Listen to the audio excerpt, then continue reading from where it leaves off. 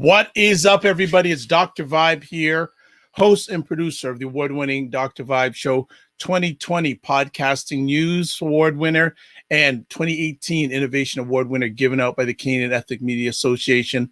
And once a month, I host the only podcast, broadcast, whatever you want to call it, for fathers and dads that is sponsored by Dove Men Care, the only one in the world that they are sponsoring this time. At this time, and I'm part of it. I'm very humbled by that. It is also co-sponsored by Dad Central, Canada's national fatherhood organization. Welcome, everybody. You know I like new things and new people because I'd rather be dead than bored.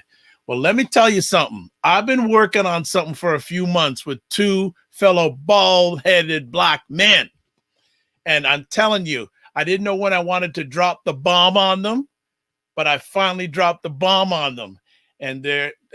joking aside, these are two gentlemen I respect heavily and wanted to say some way, somehow, we need to have a conversation together on a continuous basis. So what we've come up with is a start of conversations called Men Listen. And we're going to bring on, if I can bring them to the stage here, let me just bring them here. I'm going to bring Danny Stone. What's up? And Jeff Martin to the stage. Finally, we are doing something together. Overdue. Microphone check. Overdue. 1, 2. What is this? Let's go. Man, Let's listen. go. Man, listen. So I had to tell them, man, listen, we got to do something. Maybe Danny heard me eventually and Jeff heard me. Man, listen.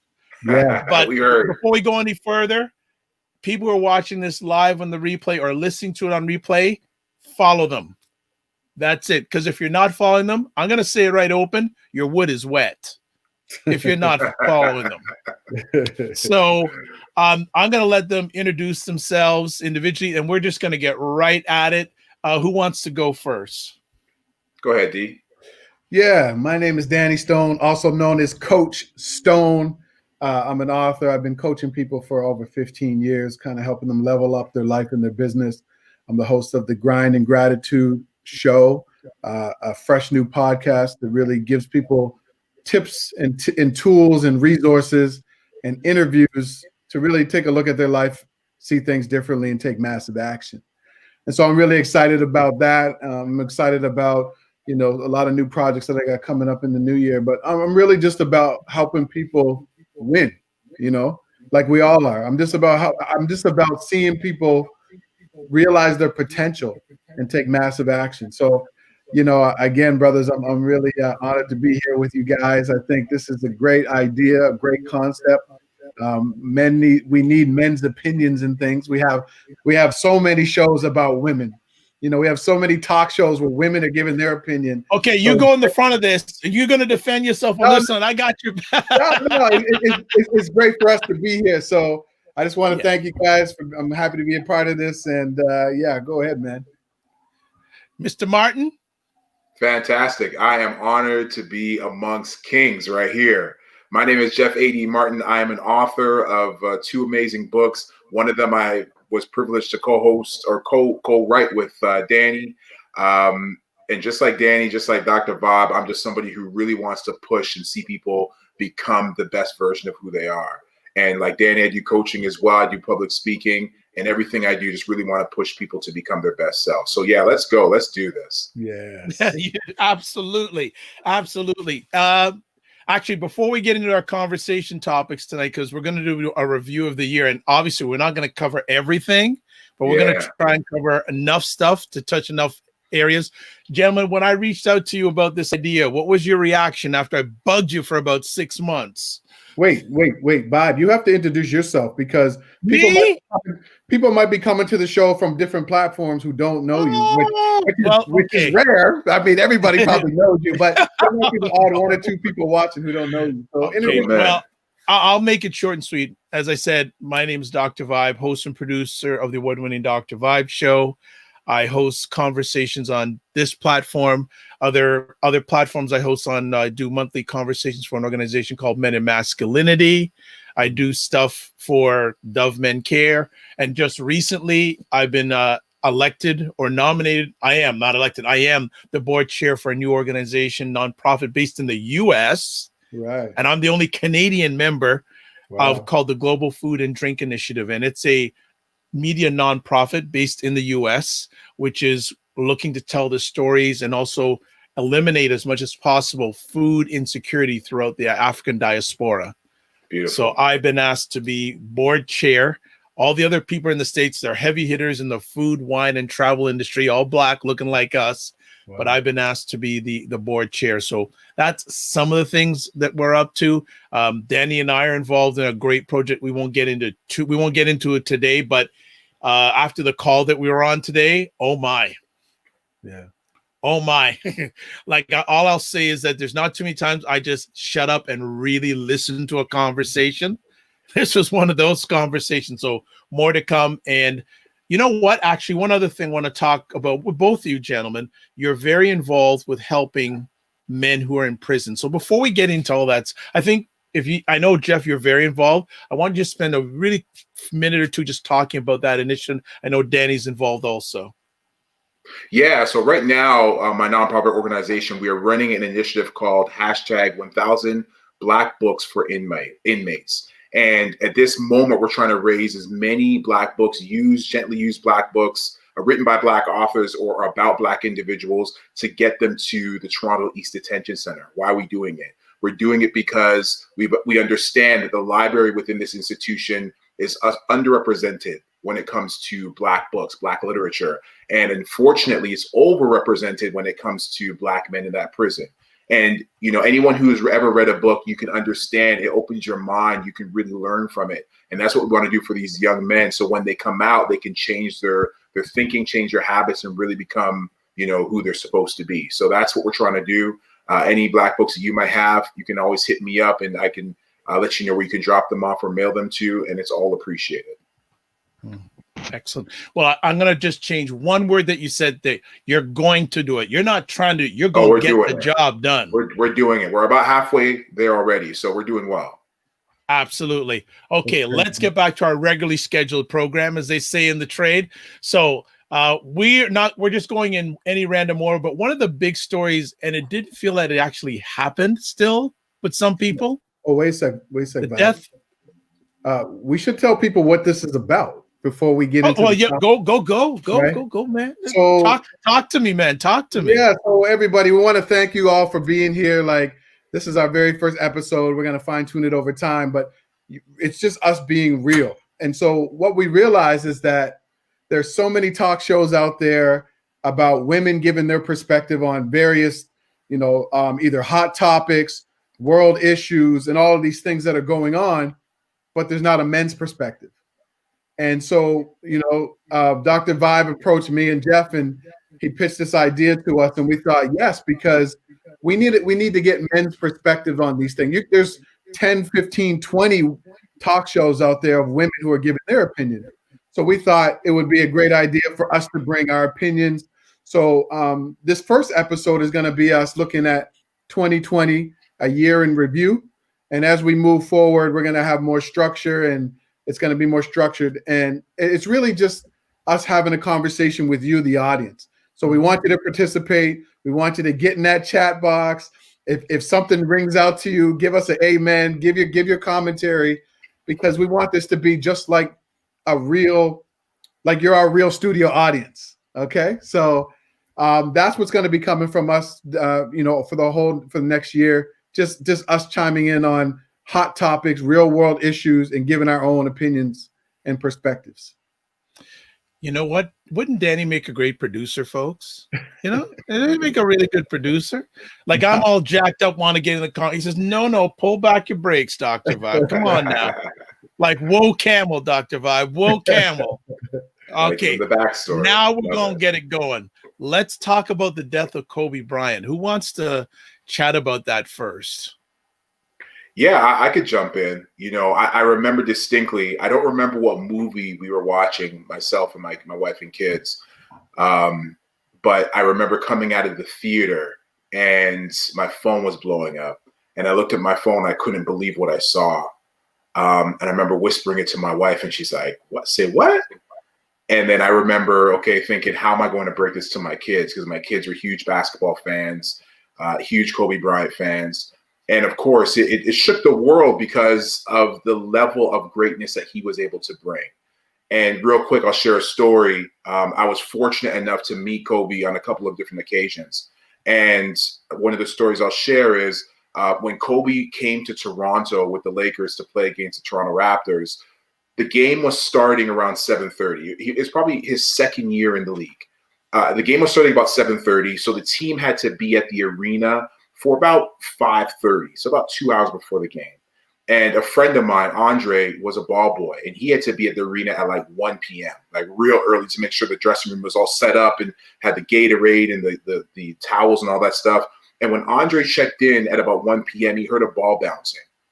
And when he walked out to the court, Kobe was out there. And Kobe wasn't just getting started, like he was drenched in sweat. Like he was out there for a minute. And Andre was like, Kobe, you out here by yourself? He's like, yeah, just putting up J's. And so Andre went and he caught Kobe's rebound and kind of helped him out. And then Kobe went home after like sweating up a storm. He went back to the hotel, got his rest, came back to the game and lit up the Raptors. And it was just an indication of the level of his commitment. And so he was called Black Mamba for a reason, because of the level of his commitment, what he put into the game. And so, yeah, losing him was a tremendous loss, just because, you don't come across that type of athlete every single day. There are hundreds of players who play in the NBA, but there are not hundreds of players. There's probably on one hand in any time frame of a player who is that great in terms of putting in the effort, putting in the work. Doesn't matter how many championships he may have behind his name. He knows that the very next game is that game he has to put all his effort into, and that's who Kobe was. So his loss was huge. Yeah, man, I agree. I think, me as somebody who's been a basketball player, I played in university, and, I grew up watching Jordan and Kobe. And, for me, I'm just going to keep it 100. Like Kobe, I never liked Kobe in the beginning. I wasn't on the Kobe bandwagon until years later, after he had already won a couple of championships. And, I think it was, and even Kobe had said this, it was his arrogance when he was younger. And, it's just a normal thing as a basketball player. You're supposed to come into the league with swag and, determination and boss up on people. And so for me, I didn't really like that in the beginning, but as he started to evolve, after playing with Shaq and all that kind of stuff, that's when I really started taking notice of Kobe. And, for me, it was the work ethic. It was the determination. It was, I think with Kobe, he had this sort of kind of like this thing like Jordan had, like he would just get in your face and all that kind of stuff. But I think he was different in the sense that he would pull guys aside and have these little conversations after he went off on them. You know what I mean? It was like, Lamar, Lamar Odom, he would yell at him and be like, yo, man, bro, I just need you to get it together. And so I kind of respected that. But what I really respected is once he retired, seeing him with his kids and his family. Once I saw the evolution into Kobe as like a dad and a businessman, that's when I really realized that he was more than just a basketball player. Like he was making a greater impact. He was a role model for fathers. He was a role model for, young Black boys. I mean, his businesses were worth, I think, $2 billion. Kobe's businesses are worth $2 billion or 2.5 billion. So that's what I liked. I like that whole evolution of him coming in as this cocky player, winning a bunch of championships, being a mentor to other guys, then being this like amazing dad and like entrepreneur that just put on a lot of Black people. He hired a lot of Black people for his businesses. I'll pick up with that, brothers, in regards to the evolution, because when he first came in the league, I'm going to date myself a little bit, but many years ago, I worked for Adidas Canada. I was a second POC, as they call it now, person hired in the Adidas Canada office. And long story short, I had the opportunity to announce the starting lineups of a Lakers-Raptors game. And meeting Kobe, his tenacity, he was on his many different things. He was on his way to become, he always wanted to be better than Michael Jordan, not only on the court, but business-wise. And he was on his way to becoming like surpassed financially Jordan big time. Some of the things I look at, evolution, because we remember a number of years ago he had that little mishap with that lady. Yes, absolutely. Right, and he did a full circle with that. So he not only did an evolution with his basketball playing on the court, but as a human being off the court. One of the unfortunate things was that interview that Gayle King did with a friend of Kobe's. Mm-hmm. That was quite controversial. So I remember that also, but it doesn't. The world is not as good a place without Kobe Bryant, because he just evolutionized and revolutionized the black athlete and the black man.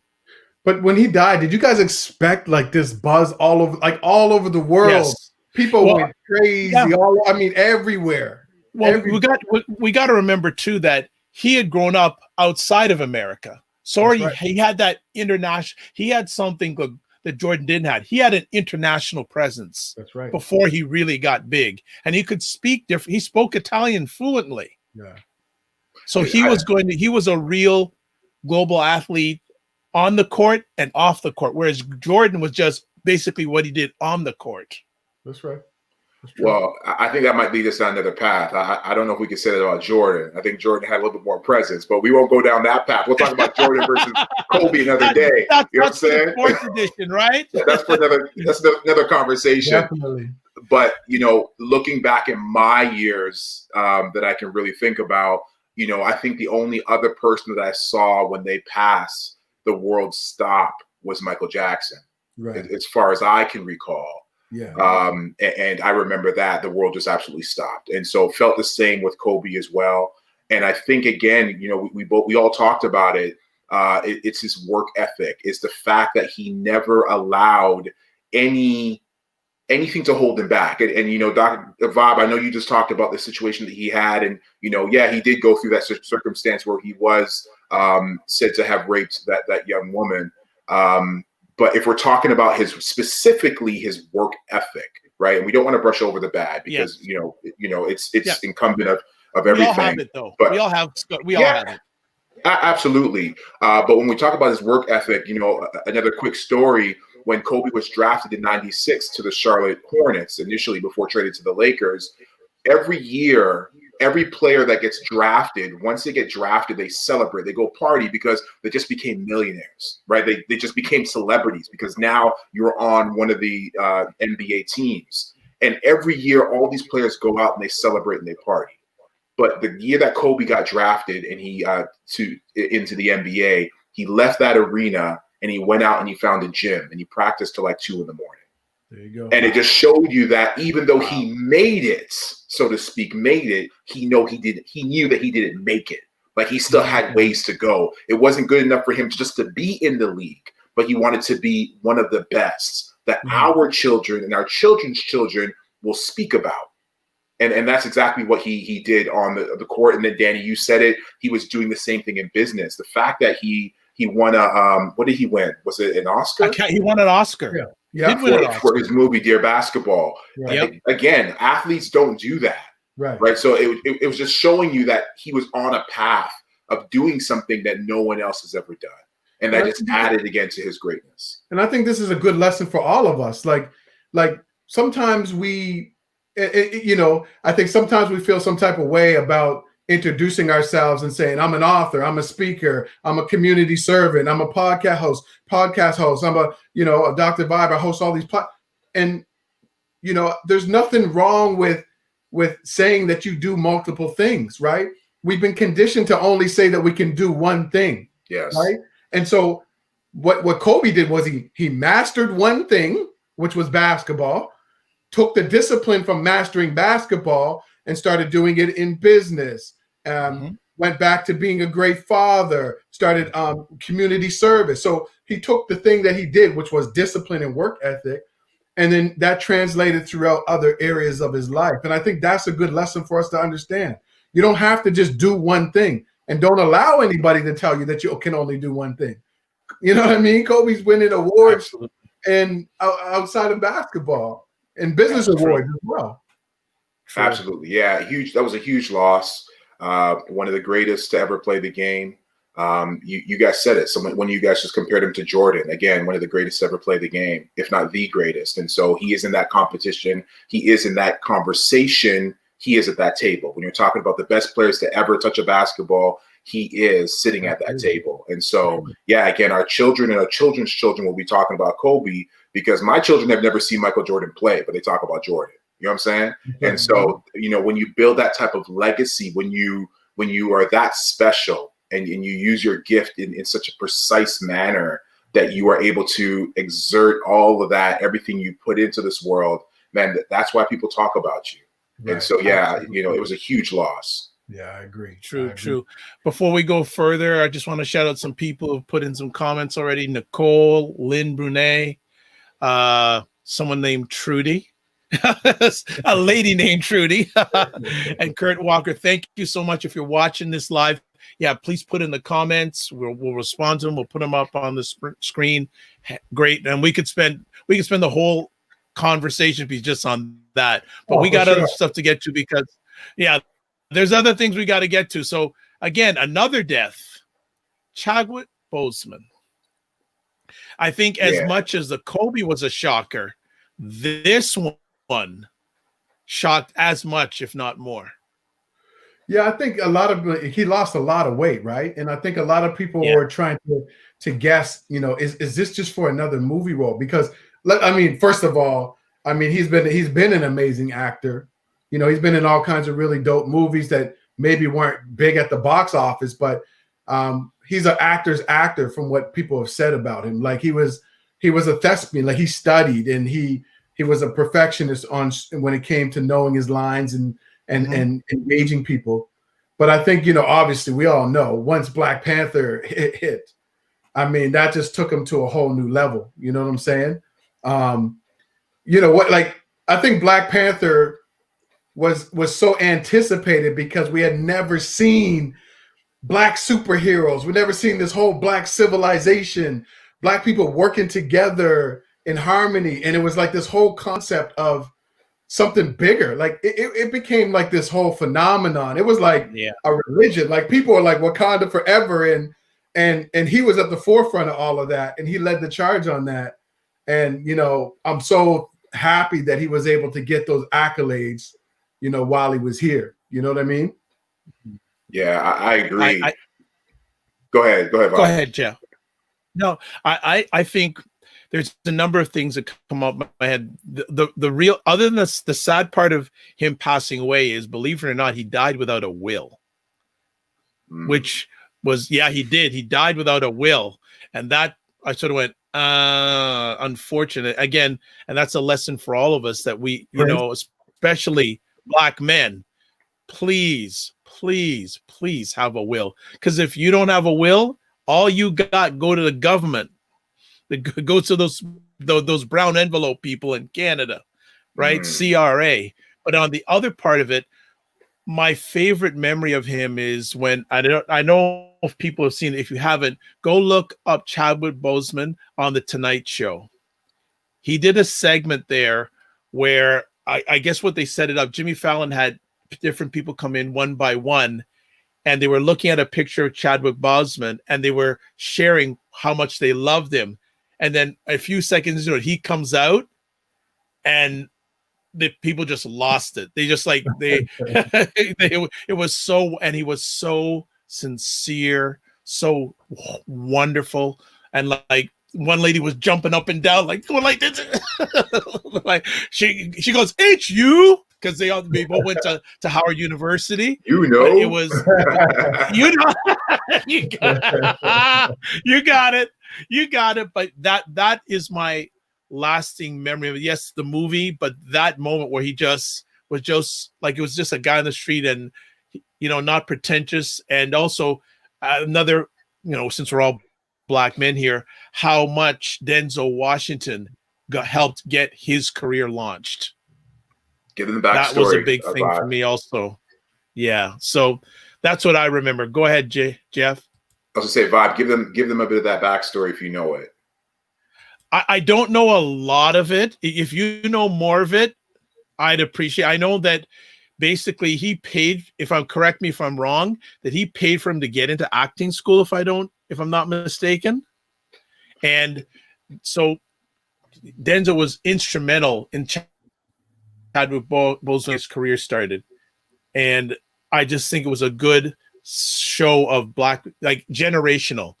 He was sort of like passing the baton to him. I think as black men, it's a great message to have from that every success needs a successor. So basically Denzel was saying, you know what? I want you to be my successor. I'm going to do whatever I can to get you to that level. Yeah. Wow. That's powerful. You know, I think very similar to Kobe, we all kind of sat back and wondered what was next. And Danny, you talked about it, the roles he played from Jackie Robinson in 42, from Thurgood Marshall. Yes. You know, those are the ones that come to my head now, but he played the roles were iconic. And funny enough, just a week before he passed away, me and my boy were sitting down, we're talking, we're like, who are the number ones? Like, who's the best black actor or actress that's out there? Yeah. And we're like, okay, Denzel's up there. Denzel's probably number one. You know what I mean? Cicely Tyson, she's up there. You know, we're naming these actors, and so his name came up, Chadwick Boseman, and we both stopped, and we said, you know what? Not yet. But he's coming. Based on the roles he's playing, he's coming.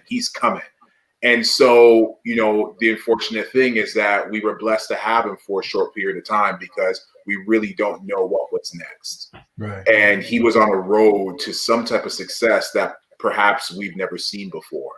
And that's why we celebrate him, because we saw the potential that he had. He gave us so much already. And that's why the death of losing him was so hard. And what makes him great as well is that even when he was done, when he lost all the weight, he was out at hospitals visiting kids. That's right. Black Panthers visiting kids. He was skinny. He wasn't well, but he was out there visiting kids. He was still filming movies. Yeah. I don't remember what the number was, but he filmed a number of movies while he was sick.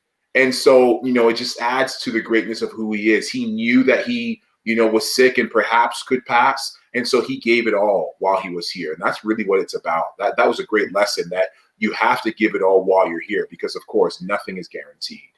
No, you're so right, Jeff. You know, I think there's a new movie out where he's a jazz player or something like that. Yes, with Viola. I think Viola Davis. Viola Davis is in it. Yes. So one of the main actors, I heard him on the radio just a few days ago, last week maybe, and he was talking about Chadwick, right? So he was at a big Hollywood event after Black Panther had launched. Black Panther had already launched. Chadwick was huge. So Chadwick's at this event. Everyone's around him. Producers, you know, all of these, you know, people who fund the movies, they're all around. So he sees Chadwick. He just kind of nods at him. Chadwick's like, come over. He comes over, right? I can't remember this actor's name, this black actor in the new movie. But anyway, he turns to him and he's like, yo, congratulations on the movie, like all your successes, man, you deserve it. Without even missing a beat, Chadwick turns to him. This guy right here is a phenomenal actor. I love working with him. Like, if you guys don't know who he is, you need to know who he is. This is in front of all of the biggest producers, people who fund movies, you know, people who do all the casting were all around them. He said he was surrounded by like 20, 30, 25 people. And they turned to him and he's like, man, this guy right here, though.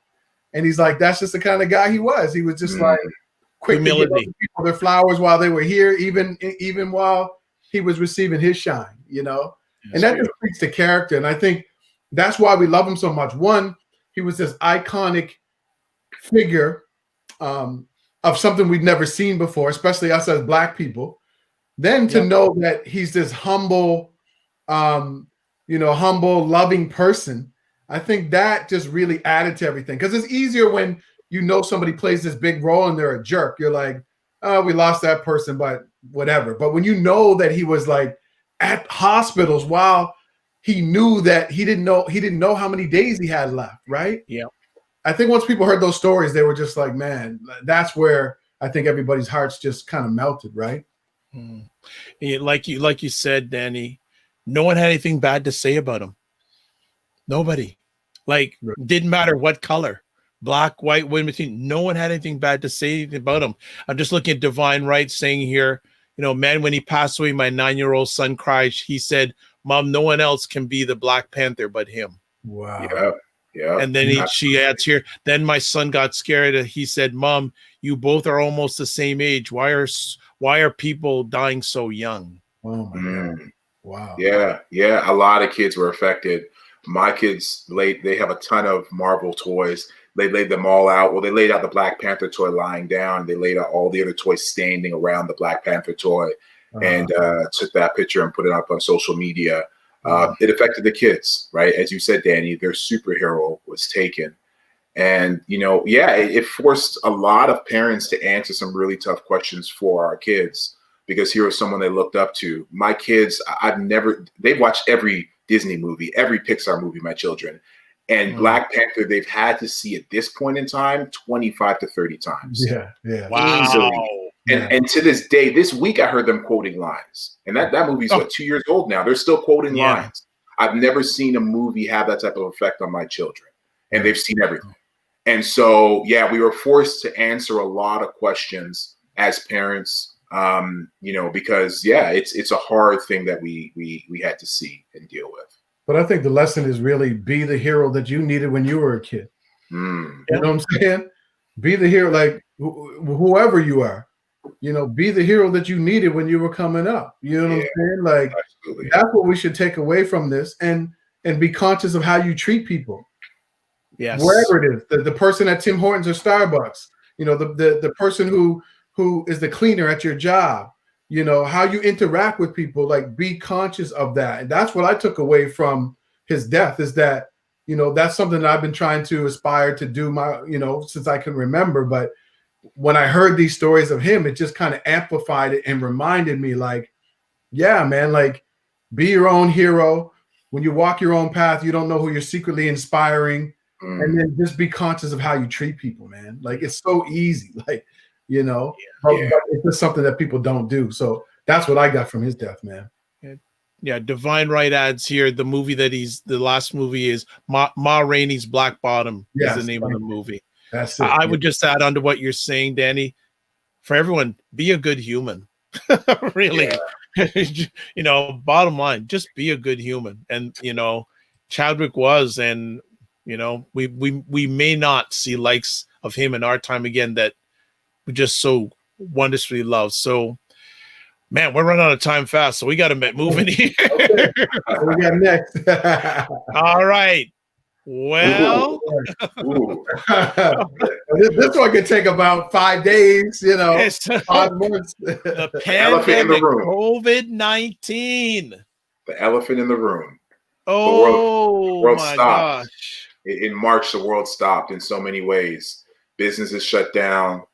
People had to stay home. Schools shut down. A lot of people just weren't moving and shaking like they usually were.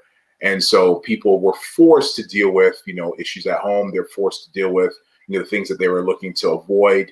But when it's all said and done, we know we're still in it. We know everyone's saying, I can't wait for 2020 to be over, but we don't know what 2021 has to offer, right? We're now just talking about the vaccine piece and what's that going to look like. And is it going to be mandatory, and who's taking it, who's not? Is it going to make you well? Is it going to make you sick? Like, 2021 has so much more going on with COVID-19. So we've dealt with so much already, but we all need to hang in there, because there's still more of this that we have to deal with.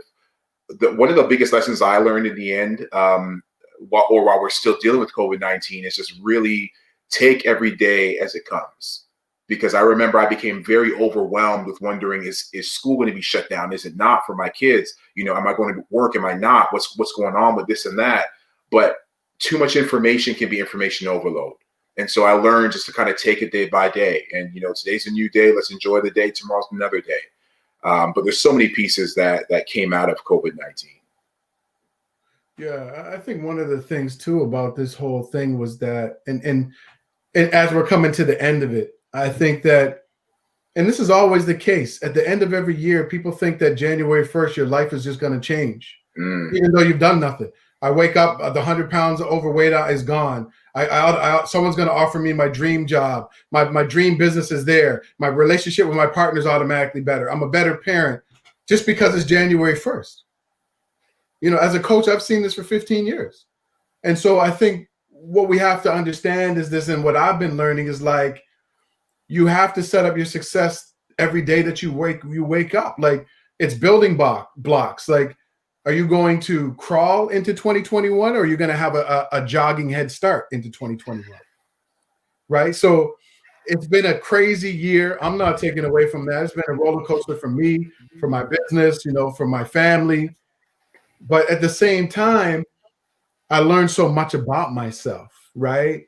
Like, I learned so much about myself, about my place in the world, about committing to something. Like, I just launched a podcast, boom, jumped on the podcast. I went live for like 125 or 40 days. You know what I'm saying? I just jumped into things not knowing what would happen. And so what it taught me is, like, if you really want to kind of open up your life, if you really want to experience different things, you just have to try. Take one day at a time, get 1% better. And I think that's what's important, right? So I'm with you, Jeff. I think it's been a crazy year for everybody, but we have to learn to not always have a limited mindset and a negative mindset. Like, take something away. Like, I know people who are like, I never had a chance to see my kids. Now I'm spending time with my kids. I never had time to go to the gym. I've been going to the gym. I actually cook meals now, And so all of these things that we've been learning about ourselves. So that's what I think a lot of us should try to take away. Yes, we all know it's been a horrible year, but like, what are your takeaways, right? Well, I guess I'm going to be the thorn in everyone's side here. For me, it's been personally a great year. Personally and professionally, it's been one of the greatest years of my life, because I remember early on during the pandemic, I was watching a gentleman named Robert F. Smith, and he's the richest Black American in the world living in America. And he has a personal wealth of like $5 billion. And he was being interviewed by Don Lemon on CNN. I don't watch a lot of CNN, but I just caught it. And I said, who's this Robert F. Smith guy? And they had a conversation, and Don Lemon asked him finally, what's your message for Black Americans and Black people around the world? He said, don't waste this crisis. Mm-hmm. So for me, I made a point of not wasting the crisis and took it as an opportunity wherever I could to be the better, not only personally, but professionally. One of the things, unfortunately, though, that COVID has shown is how far many Black people are behind in life, in mainstream. Like, all the disparities were just really amplified this year. Yeah, really amplified. The haves and the have-nots just not only got greater, but it was not the Band-Aid being pulled off the wound. The Band-Aid was pulled right off the wound this year. And I know Dad and Danny and Jeff are shaking their heads, because we know some of those people that are being left behind, that we don't know if they're going to get their way back because of this situation. So for me, personally, professionally, great. And I had some people that are no longer with us because of this pandemic also. Yeah. So it's I think for many people, they should use it as a time of reflection. Absolutely. Go ahead, Dan. Go ahead. I just continue to ask myself, what are the lessons that we can learn in this year? With all the downtime that you guys talked about, that a lot of people had, people used it for different things. And so some people used it to catch up on their shows and their Netflix. And listen, I understand, getting your head straight and making sure you're good. And, I understand that, because, people suffered a lot when it came to anxiety and mental illness and such, just because this brought on such a force that we've never dealt with before. However, as Danny talked about, it was an opportunity to really learn as well. And, I got a chance, like Danny talked about, to drop his podcast. I was blessed enough to launch a couple of online courses. I actually did a online course with Harvard University as well, and got that certificate. It was an opportunity for us to learn and to grow, and the opportunity is still here as well. So it doesn't mean that we have to walk away thinking, everything's back to normal now. I got to get back to my life.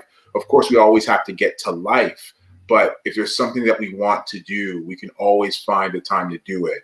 COVID-19 allowed that hum, so to speak. But there's people out there who are still crushing it. People out there who are making millions or are making millions of dollars during this time. So things are always moving. Things are always shaking, no matter what. So it comes down to, again, like, are you using your time wisely, whether it be the null of COVID-19 or whether it be just you using your weekends properly after work. You come in from a long day, you're tired, but you really want to start that business. How are we using our time is what it really comes down to. You know, I think that's important to recognize. It doesn't matter what's like. I think one of the things that we have to understand is that a lot of us start with the how, right? When we want something, it's like you think about, I want something. I want a new job. I want to start my own business. And then automatically you go to the how I can't, right? So you quickly have a thought of, I want to achieve something. And then it goes to how I can't. Here's all the reasons I can't. Well, COVID's here, and then COVID. And then if it wasn't COVID, it was like, well, I'm working so much in my job. I don't have time. So it's always how we can't. But like what we're all talking about is, what is it that you want? Get clear about the what. Jeff went to Harvard, right? You know, Vibe launched about five new. Vibe most importantly, I finally got a hold of you two. It took a pandemic for me to get a hold of both of you two. This guy he's done everything, right? So it's, once you're clear about your what and why it's a must, then the how is going to figure itself out. And I think it doesn't matter if it's a pandemic or anything. You have to sit with yourself and understand what it is that you want. And that's what I did. I was like, man, like, what do I want for myself? How can I serve more people? I launched a podcast. I launched an online entrepreneurship school. I did more work with zero gun violence movement in the community. Like, I just went all in because that's what I wanted to do. My what is so clear that I want to see people win. And so the hows just started coming all over the place. I'm sitting on an advisory panel for the Toronto Star now. Like, all of these things just started coming because I was so focused on what I want to do. Right. And I think that's what we all need to understand. Like, the pandemic should have done that for all of us, but unfortunately it didn't do that for all of us. Right. Yeah. I think just piggybacking on it, and for people who are watching or listening to this live or listening to it on the replay, the pandemic should give you an opportunity to get clarity in your life. Yes. You know, both these gentlemen are very, very clear on their why, and you see and you hear what they're doing. It's because they're clear with their why. So this is an opportunity, and it's still going on, because from last I checked, most of us ain't going anywhere far for the next little while. No. Very true. Right. I know some people are taking trips and all that, but master your clarity. Master your clarity is so important. And when, you know, and I know Danny, on one of his 100 shows, a lot of times he would ask people going, what are you doing? What are you going, when I come to you after the 100 days, what are you going to tell me you've done? Yeah, absolutely. It's true. What are you doing with your time? Yeah. Because as one of my boys says in San Francisco, time never lost a fight. No. Yeah. And I think when you're stuck, you know, it's the one question we should always ask ourselves. And anytime you're feeling stuck in your life, you only have to ask yourself one question. What am I going to do to change my situation? You're always going to, okay, so you go to all these things. Oh, I can't do that. No. What am I going to, you just keep asking yourself that question. What am I going to do to change my situation? And eventually, after you stop making all these excuses, you start to kind of get focused and be like, well, I can do this and I can do that. And so I think that's a lesson for us. Like, during this whole thing, so many things were out of our control. We got locked down. We couldn't go here. We couldn't hug people. We couldn't be around people. Those are all things out of your control. But what are you going to do to move your life forward that's within your control?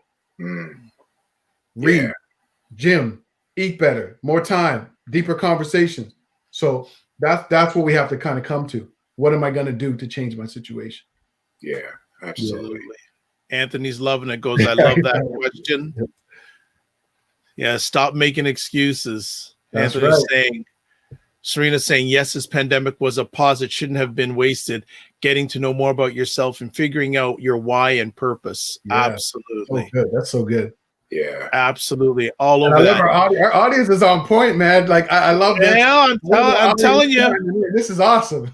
we're bringing it. We're bringing it, folks. You guys are helping us along the way. Like we said at the beginning, this is our conversation. Us in the screen and you looking into the screen. It's That's right. our conversation. That's right. Well, here's another interesting subject. Protests about Black Lives Matter. Mm. Who wants to jump into that first? I will then. Or, yeah, go ahead. Go ahead. I'm gonna work in reverse order because looking in the media recently, Black Lives Matter is a little bit upset at the president-elect and the vice president-elect. Why? Because since they've got not elected, well, like known as the new coming team, they haven't reached out to Black Lives Matter at all. Right. Right. So there's I just find it interesting. Black Lives Matter needs, well, it's all a political game, so I'll just leave it at that. But I think the protests, again, it just seems so long ago that these protests were happening. But it's ongoing. Like, I think Black people are tired, right? And I think, with what happened to George Floyd. And so there we go. And however many, I mean, there's countless Black people. And it's unfortunate that we actually have to say that. Like, there's so many names that we don't even have enough time to say all the names. And it's disgusting what happened. But I think what happened in the United States spawned these conversations all over the world. Yeah. In Africa, in Italy and Spain and all of these countries that there weren't these conversations about race and discrimination and racism. And so what happened in the US and here in Canada, like it just took over the world, man. Protests in countries that you would never even expect. Yeah. Right. And so I think what happened is we tried to seize the moment. You had a lot of these big celebrities getting involved with the conversation.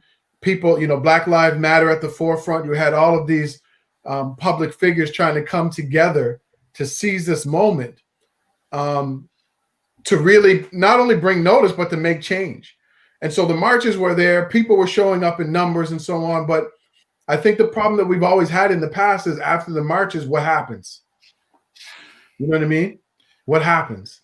And so I think we're still in that point where, okay, well, what's next now, right? But, the marches definitely brought attention. I mean, there was marches all over the world, in France, you know what I'm saying? Like all of these countries, right?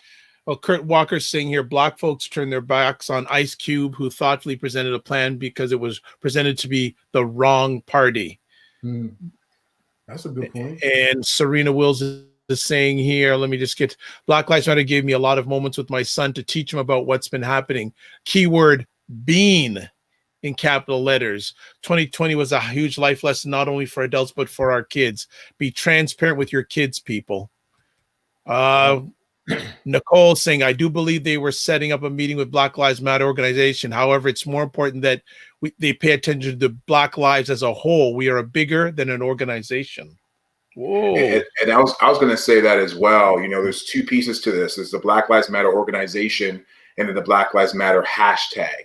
And both of them don't necessarily, represent each other at times. But people need to understand. I've had corporations reach out and say, do you know Black Lives Matter?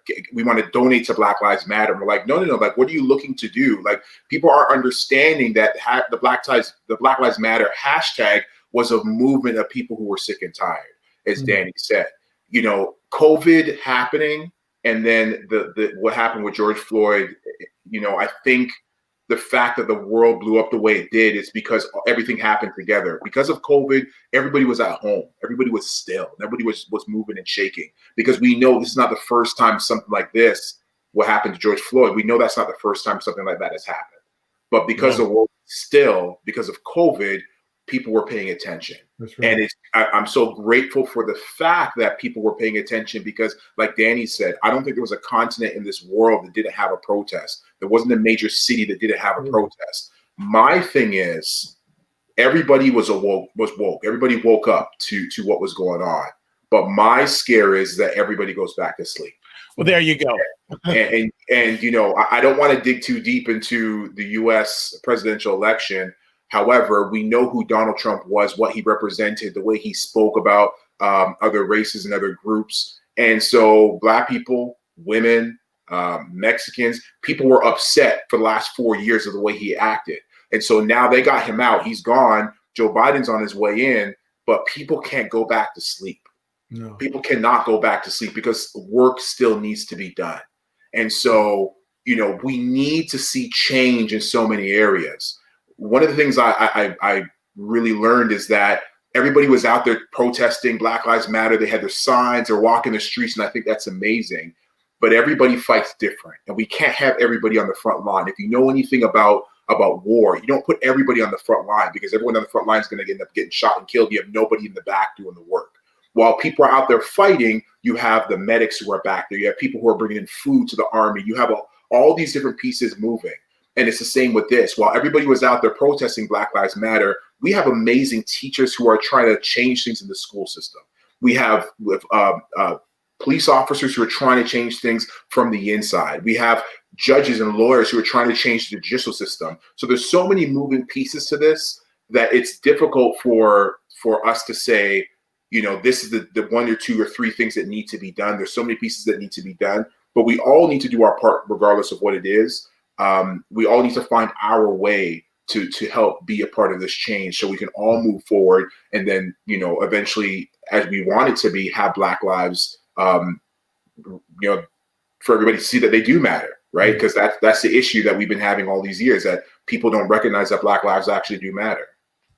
Yeah, we've got Nicole saying we need to educate the corporate entities to give organizations that address the issues of Black lives. I would not only say the corporate entities, as much our education system. Yes. As much. They are so far behind. Yeah. So and then behind. Serena Wills is saying, yes, we have to keep working. This is not the time to get comfortable. It's never a time to get comfortable. Now is definitely not the time. I agree. Well, you know what we're missing? Like the whole civil rights movement. Who was a big part of the whole civil rights movement that we really haven't seen now? We've seen rappers come out, and Kurt was right. That plan with Ice Cube, you can say whatever you want. At least he had a plan, right? Mm-hmm. But who was missing from this whole thing? I mean, in a large scale. And some people aren't going to like it, but it's true. I've had this conversation with Louis March. You guys know Louis, the founder of Zero Gun Violence Movement. Black churches. Oh, you know what? Let's do a whole scene. It is, but I just need to put it out there, because who led the civil rights movement? It was churches, right? Mm-hmm. And you have these pastors nowadays are saying one-off things here and there, but you don't have them coming together to form this kind of nucleus of people who are working with Black Lives Matter and these other entities. Al Sharpton's over here. You got this pastor, TD Jakes does some stuff over here, right? You don't have that. And then you got a bunch of pastors who support Donald Trump. Right. Yes. So, that's a big piece that I think was missing from this whole thing, and a plan to move forward. Like, we have to evolve. I think I've said this to both of you guys, like, Black people don't understand our power in terms of economic power. Ever since the bus strike, during Rosa Parks in the 1960s, when Black people stopped taking the bus and shut the whole bus system down, we've never realized our economic power since then. We're still going. We don't realize that if we choose not to shop at Walmart for 2 hours, that we can, not even a whole day. If Black people stop shopping at Walmart for 2 hours, we said we're not going to the Gucci store today. Like, it changes the whole landscape, right? And we just haven't realized that, man. We haven't realized that. And that's another evolution to the Black Lives Matter. Our voting power, our economic power. These are things that we have to realize, because money talks. If we say we're not going to buy this or shop here, guess who's having a meeting with government officials? The CEO of Walmart, the CEO of Gucci, the CEO, all these CEOs, right? So that's what we have to understand, man. I think I'll piggyback with you on that, Danny, that I think a number of us, we're playing checkers when we need to know how to play chess. Oh, for sure. For sure. I'll just go ahead. Go ahead, Jeff. I was about to say, man, listen, Just to tack on to what Danny said there, the Montgomery bus boycott lasted 382 days. Wow. The Freedom Rides lasted 7 months, and the Greensboro sit-ins lasted 6 months. Wow. And I say we as a society, we put up a black screen for a day, and we think we've done enough. We put up a black screen and with a hashtag, and we think we're good. It's not over. There's so much work that needs to be done. I remember when I saw a bit of the George Floyd video. I didn't watch the whole thing. I made a promise to myself years ago, after really investing into the Trayvon Martin case, that this is a lot for me. And so I always know what's going on, but you have to make sure you protect yourself. And so watching these videos is tough. And when I saw a part of the George Floyd video, I saw myself on that ground. Yeah. I saw my children on that ground.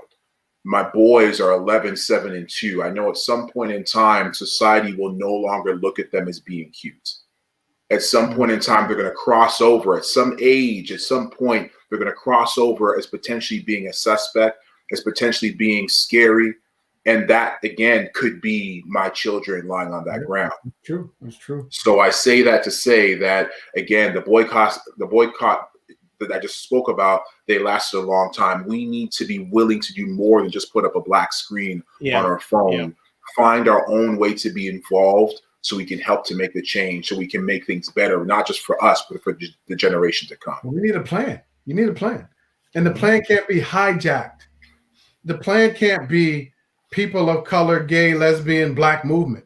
It's the black movement, right? Like we have to start as black people. Why we're always trying to make them get other people in on our movements and what we're trying to do. And when we do that, we get put in the back, right? Like if it's a Black Lives Matter movement and this is for the empowerment of black people, then it's for the empowerment of black people.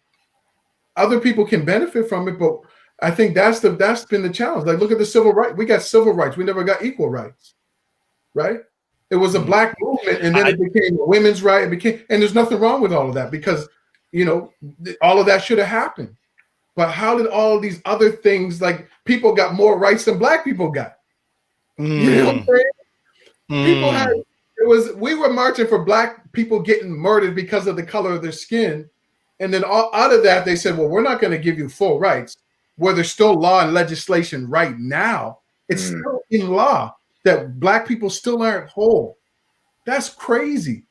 Yeah. So we're at this point now where we need to learn from what happened before and have a plan and be willing to see it through, like Jeff said, on all fronts. What are we going to do economically? What are our demands of the schools? You don't want to educate our black children? We'll start our own school. What are we going to do in terms of policing? All of these different systems and stay with it.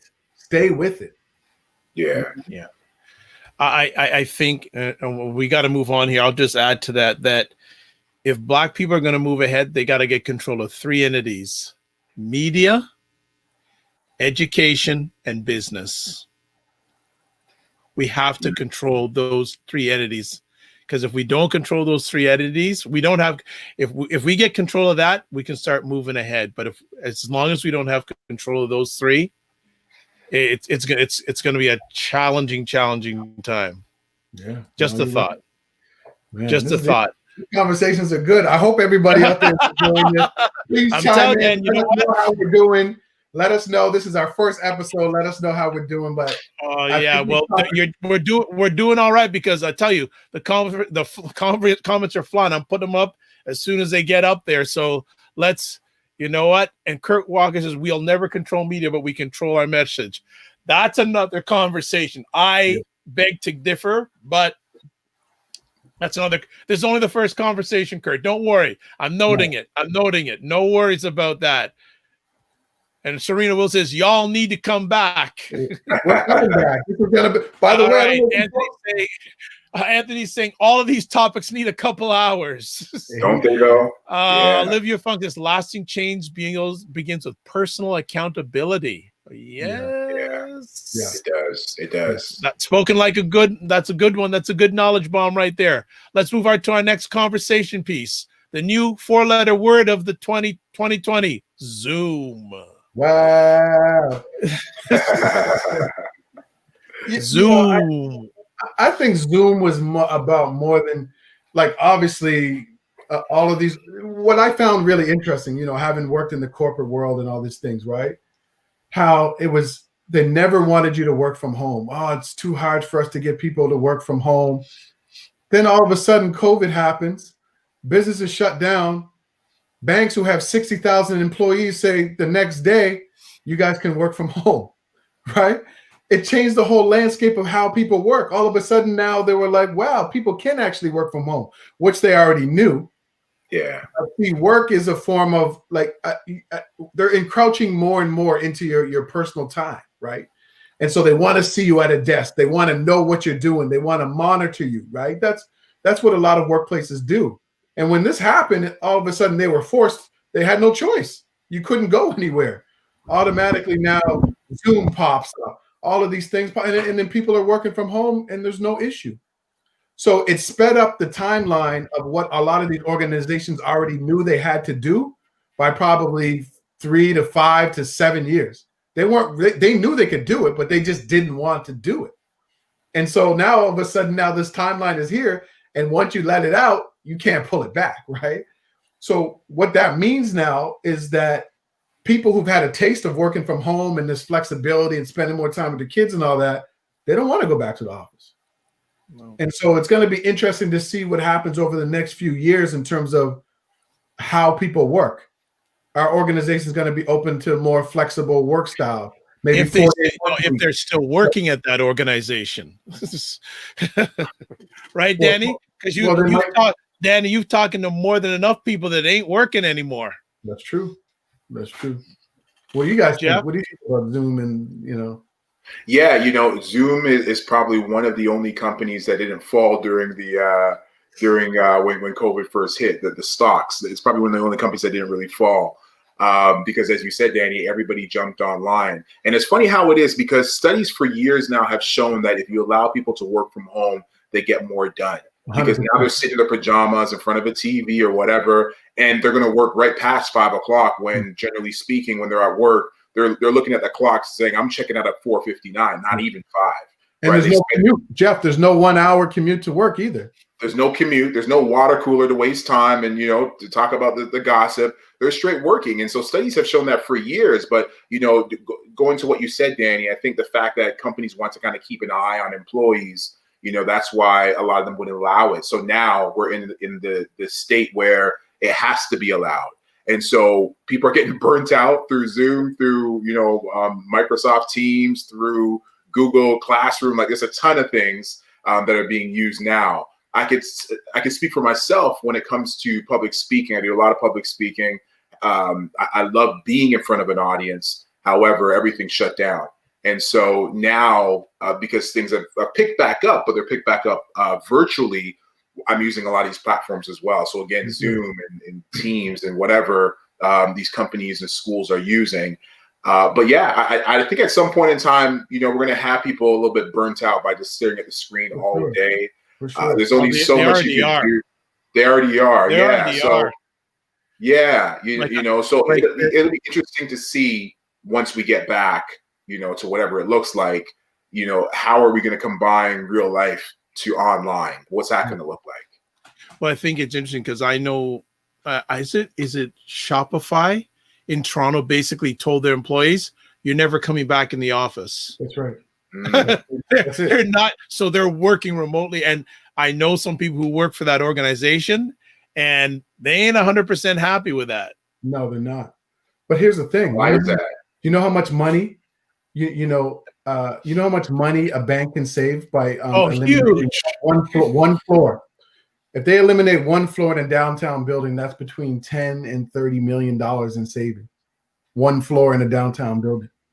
So now they're looking at it from an economic standpoint, like, well, we knock out 3 or 4 floors, we're saving, 60, 70, 80, $100 million, right? So I think from that perspective, it's going to be interesting to see. But the other thing about Zoom is not a learning platform. Zoom is a platform for meetings, right? And so you know, I've been hearing like a lot of the schools are using Zoom, and I understand like elementary schools and high schools not having the proper system. I get that. But what bothers me is that people who are at universities are using Zoom. You know, I met an international student who pays $54,000 a year who's learning on Zoom. Zoom is not a learning platform. No, it's not. Right? So universities should have already had their own learning platforms. This should just be an easier transition where now more of your courses are online. Zoom is not for learning, it's for meetings, right? And so I can understand why a lot of people are getting burnt out because it's not set up for interactivity and all that kind of stuff. No. Anthony says here, way too much screen time. Serena says, I'm burnt out from Zoom school. I call it too much screen time. Too much. Yeah. Hear you. Yeah. I hear you. Like, for people like myself, I'm used to being in front of the screen, but even there's times that I've got to check out. But again, it's just interesting to see the Zoom revolution, as I will call it, how it's affecting people personally and interpersonally. It's really interesting, and it's not going away. It's not that old term. Well, things will get back to normal. No, right, no. But like Jeff, it presented opportunity for me. I lost a speaking gig, and then I landed another speaking gig. It was the biggest speaking gig I've ever had. 20,000 people I spoke in front of. Right. Yeah. So I was able to reach 20,000 people because of a Zoom, right? And so there are some benefits to it, but again, it's not a learning platform. It's a platform for people to have meetings, but it's not a platform to be interactive like this, right? Yeah. Kurt Walker says, should have been paying more attention to the Jetsons when I was young. It's really happening. Yeah, Kurt is on point with that, man. Judy Jetson, Astro, his daughter Judy, Jane, his wife, his boy Elroy. All right, absolutely, Mr. Spacely. All right. Yeah. All right. We're beginning to wind it down, but we cannot wind it down with at least one or two more conversation pieces, especially this one. The U.S. presidential election. Well, I'll just say this. I'm not going to go too deep into this because I am a proud Canadian. However, as I said earlier, we saw the unrest when Trump was elected 4 years ago. And we saw, the protests that took place when the women came out in numbers. I've never seen anything that big. We've seen and heard the comments he's made, and now he is out. And so, as I said earlier, I'll say it again, it's important that people don't go back to sleep because you have somebody else in the White House. Work still needs to get done. Whether you are a woman, whether you are, racialized, work still needs to get done. And so at the end of the day, we got to keep working if we want to see change, regardless of what change it is you want to see. We have to keep working. I'm going to say to this that he ain't out yet, right? Well, he's still there. Right. And the other thing is, how many people voted for him? Mm-hmm. Mm-hmm. Yeah. Right? He may have lost, but he still won. Yeah. Right? Because more people voted for him this time. And that person, don't be surprised in 4 years, he ain't running again. Right. Because rumors are having it that the day that Biden gets inaugurated, him going to announce his campaign. I think the scariest thing about the American election is how many people voted for that person.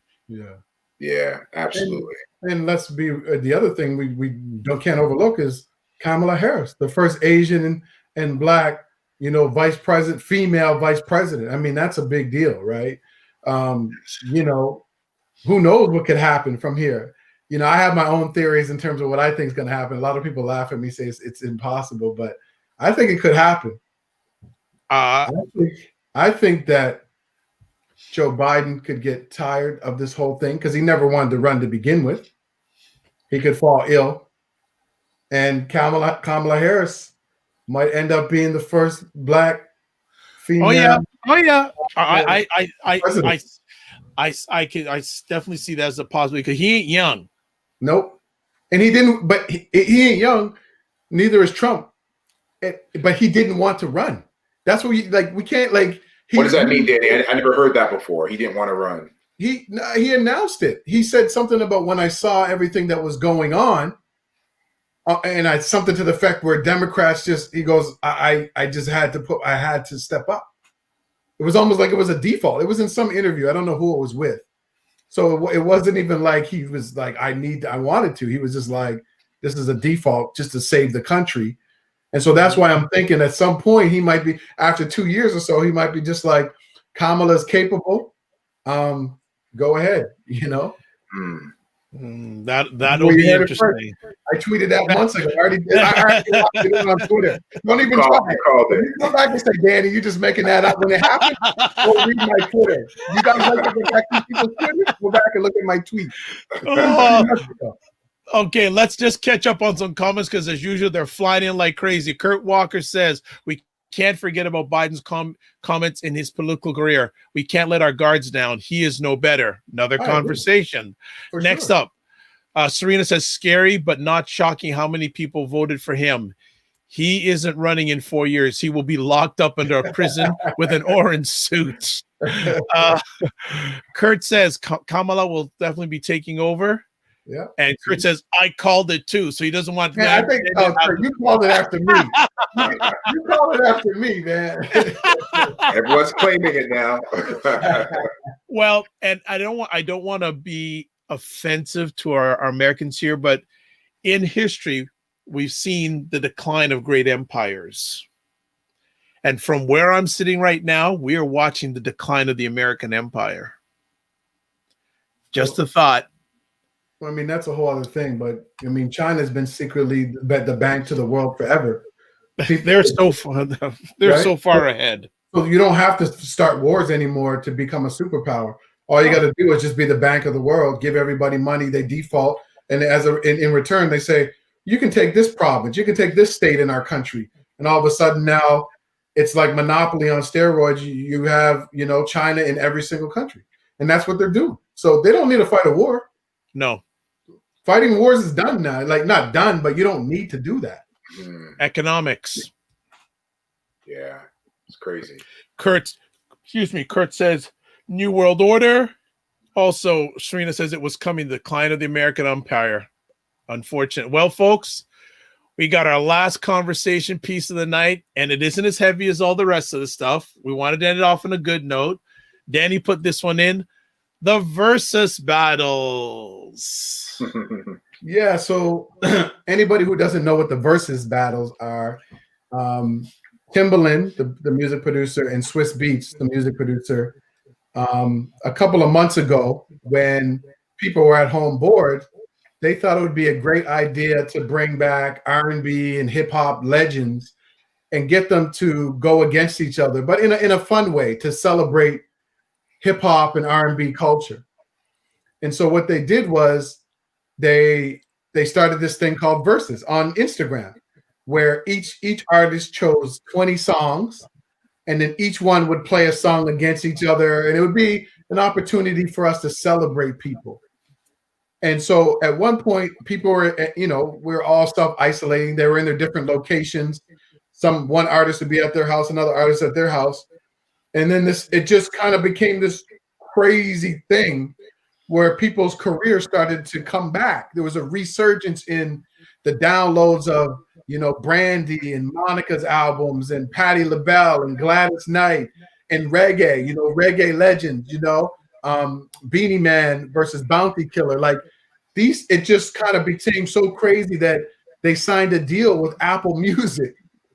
And it's now a big deal, and they're going to continue it on. So there was at some point millions of people were tuning in to watch these battles, right?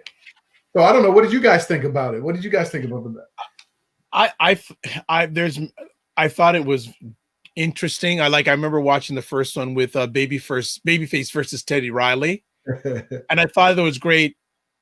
On the other hand, I'm saying, wow, we can get together for this kind of stuff for music and entertainment. Why can't we get together and be a unified force on some other things? That's just me. That's a good point. That's just me, because you saw thousands of people. There's a fairly prominent DJ on Instagram named D Nice. Yeah. Gets thousands of people coming on his Instagrams when he's playing music. We've got to be able to channel our energies into some other things. We know we're good at entertainment. Done deal. We got to be good, take those energies and get good at other stuff that has legacy and lasting, not only for ourselves, but for the generations to come past us. Just a thought. But also introduce younger and older people to those artists as well that never knew who they were. You had all these young kids who knew who Babyface was, Gladys Knight and Patti LaBelle. There was millions. There was like 1 point something million. So all of these people got introduced to all of these artists that they never had exposure to, right? And I think that was a good thing as well. Yeah, I would say that it was good business sense in that regards, Danny, where people got a chance to be exposed to some of the older artists who haven't been around in terms of making current music. They had a chance to really kind of learn about them and to take them in. Vibe, you spoke about D Nice there, and I think he broke records when he went on and he played. He had Michelle Obama listening and Puff and a bunch of people just listening to his stuff. You see them live on his Twitch account. And then the one that I really loved was DJ Cassidy. He had this thing called Pass the Mic, where he had, he's playing the old school songs, and he actually had the artists come on, and you can catch a bunch of those on YouTube. And, it was a really not a great opportunity just to kind of catch up on some old music that you haven't heard in a while. I've always been a big R&B fan. And so listening to that stuff, was really cool for me. But at the same time, as we kind of talked about earlier, and Dr. Bob, you just talked about it, there's a lot of distractions that can happen. There's a lot of things that can take place that, take us away from the things that we should be doing. And, again, I'm not going to talk bad about anybody who wants to sit back and kind of watch a show or listen to whatever, because we all need to find our own way of relaxing. But at some point in time, we got to get back up and push and fight, whether it be for your dreams, whether it be, against discrimination, whether it be, whatever it might be. We got to continue to go forward. So, some of these things are really cool. The Versus is, it's still happening to this day. Still happening to this day. There was supposed to be one last week, and I think Ashanti was diagnosed. She had COVID. Ashanti versus Keisha Cole. Yeah, so I'm going to push that one back. So it's still happening, but again, enjoy yourself, enjoy the music, especially if it's from your time frame. But don't forget the things that are important. And I think it was healing. Absolutely. Yeah, absolutely. During the time, and I think it still is healing for many people. It still is healing. Serena's saying here, yes, DJ Cassie's Pass the Mic was dope. Absolutely. We are supposed to be done, but we have been asked to get some commentary on the subject. We won't go full into it, but I think we need to give this young man respect who's asking this question. Loy is asking, I'm anxious to hear the speakers in. You notice how he just slips this in right at the end. You know that? Insights on the challenging issues of being a Black male in today's times. So I think what we'll do is we'll give a short snippet here, but I think that maybe when we come back or in a sooner conversation, we can spend a whole segment of Man Listen on that. And we may even invite if Mr. March would like to come on, we'd like to have you part of that conversation. It just started it. So who wants to give a few moments on the issues being a Black male in today's times? Who wants to start off with this? That there is a 2-day marathon. That question only? Right there, I'd say only, maybe 4 days. But I'll just quickly say, again, just dealing with everything we just spoke about with the racial unrest, with COVID and the divide that showed, as you talked about, Dr. Vibe, it shows that there's a lot of work that needs to be done. I believe that all of us have the ability to be an influence with the people around us. And me as a Black man, I know that there's a lot of people out there, a lot of youth out there who don't have the representation sometimes in their home or in their neighborhoods that they need to see a positive Black man. And so it's important for me to continue to do my work, because I know there are people out there that need to see me doing what I do so they can learn to do it themselves. I do a lot of mentoring when it comes to youth, and I know a lot of our kids don't have those representations. And so, it's important that as a Black man, if you are good at something, it doesn't matter what it is. You don't have to be this great inventor. You don't have to have this huge business. If you're good at something in your life, take that skill and teach it to somebody else, because there's somebody out there who needs it. Well said. Yeah, I think, we all know Black men have been getting beaten up by society. We're made out to be villains. We're made out to be criminals. We've been locked up and mass incarcerated for many years. And I think, because of that, it's in our psyche that we, deep down, some of us don't really value ourselves, and we feel like we have no value. And, as a man, if you can't financially provide in a legitimate way, we know that sometimes that attacks our egos. And so it becomes this downward spiral where we pass it down from generation to generation, this pent up anger, this, mistrust of other people, even other Black men. And like Jeff said, we need to see our value and our worth. And, there's nothing like, seeing a father with his son. And like Jeff said, it doesn't matter what you do. It doesn't matter what skill you have. Teach it. Teach it to your kids. Teach it to somebody else, because that's where we find value. We all know that when you give something to people, when you're giving your time or you're volunteering or you're giving information, you know how good that makes you feel, right?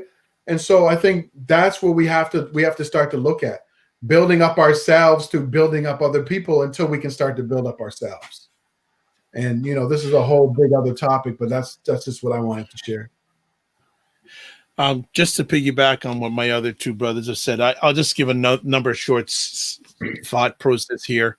I think one of the biggest concerns I have with many Black men is they don't believe in themselves. And when you don't have belief and you don't have a dream, hey, let alone it's tough for any individual, but for a Black man, don't care what age, you can be a 1-year-old, I'll call you a Black boy. It's a hard life. This year has been devastating for many Black men. Let me say that again. Devastating for many Black men. More than ever, there are more Black men that I know that are screaming and nothing's coming out. And my biggest concern when it comes to Black men these days are the Black men we don't hear anything from. That is my real concern, who we're not hearing from. Black men are not good in isolation. No. And there's a lot of Black men, even before the pandemic, were isolated, whether it's physically, emotionally, even more so now.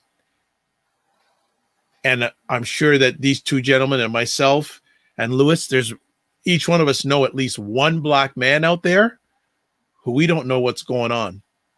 We haven't heard from for a long time. Definitely. And what we need to do, what we've been given the gift to do, is just reach out to them, whether it's a phone call, whether it's a text. It's something I do all the time with many Black men. I say, "You good?"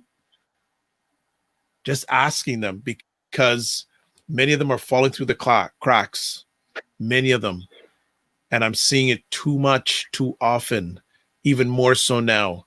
And we're not hearing from them. We're not seeing from them.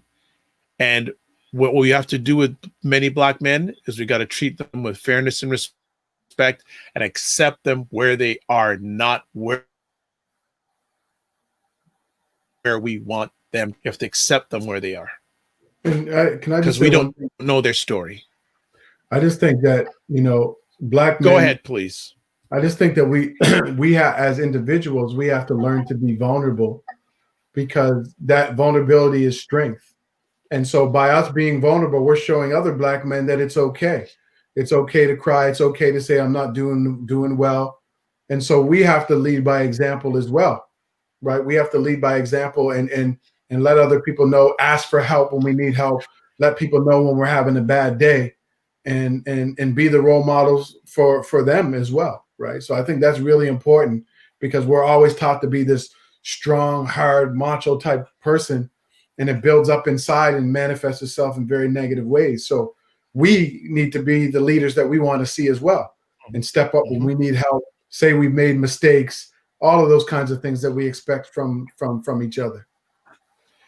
Just to piggyback, when you talk about vulnerability, and I the word is used so much, is I just like being open. But the other day, I had the humble honor of hosting a conversation between Nicole, Waldron and Mario Armstrong, and he said something that's very true, that vulnerability is a new currency. And it's very, very true. Just some final comments here. Thanks to Danny, Jeff, and Dr. Vi for being fearless on this topic. Olivia Fung, who has an organization called Pray for the Men Dem. She's praying for the men. She says, amen. Vulnerability and strength. Louis, I'll give you one more string. We'll close it out here in regards to Black men. And this may be the greatest thing that I've experienced this year. And it didn't happen to me, but it happened in front of me. A number of months ago, I had a chance to take my dad to his best friend's 85th birthday celebration. Wow. 85 years old. Wow. And at the end of the night, they asked people to make speeches. Now, of course, my two strikes, my dad being an educator for 38 years and being an old Jamaican man, he was first up, right? Right? And he said two things that rocked me, and I share this with every Black man I can. He said, first of all, he knew that man longer than anybody, even his wife that was there. And the second thing he said was, this man has been my best friend for 70 years. Wow. Wow. So that's why I encourage our Black men to have that friend. And because I don't know if I'm going to live 70 years. Right? Right. So but that's a whole go ahead, Danny. Taking care of our health. It's a whole different, but Louis, thank you, because that will probably be one of our man listens. That will just take us for the whole conversation. And as we're coming for you, Louis, on that, to be part of that one. We're coming for you. So don't think you can just get away and go hide. I know where you live. All right. Because I drive you home enough from events. So I know where you live. Gentlemen, that's a wrap. I'd like to say personally a huge thank you for making a dream of mine come true. Really, really appreciate everything that you are, have, and will be doing. I support you, and I thank you for just making a dream come true. Any final words for either one of you? And I will put up your contact information as you close out with your final comments. Go ahead, Danny. Well, no, I just want to say, Vibe, thank you. Ever since I met you, you've been somebody who's been supportive, and we have our conversations just like Jeff and I have our conversations. And so I want to thank both of you guys for being great brothers and being great friends. And this show, I think we'll see where it goes, but I think that we all have a voice, and this is what people need to see more of. Black men coming together, not worried about outshining anybody, just having real conversations. And by the way, it's okay if we disagree on things, right? So I just want to thank you guys for allowing me to be a part of this. And the message that I want to leave people with is the same message I always say to people. There's something special about you. You got to find out what it is, and you have to live it out loud. That's your mission. Jeff? Yeah, absolutely. And I want to say the same thing. It's the same testament. I appreciate, this opportunity. I think the iron sharpens iron. And I think that we have to walk and live with a standard, and you two do that. And I'm so happy that I can be here on this platform. And speaking about living to a standard, I do want to dedicate this show to a friend of mine who just passed away on Friday, Bancroft Wright. For those of you in the Greater Toronto area, you might have seen him on the news. He was Peel Regional Police's head media guy, 6'7", 6'8" in height, the deepest voice you've ever heard, and just a sweet guy. And we've been family friends for many, many years. His brother was the best man at my wedding, and so I know the family's grieving right now. It was a natural death, but the family's going through it right now, and he was just a tremendous guy, a solid guy. So I do want to dedicate this show to him. Thanks. Well said. Well said. Before we sign off, if you brothers don't mind, let's just have a moment of silence for our brother.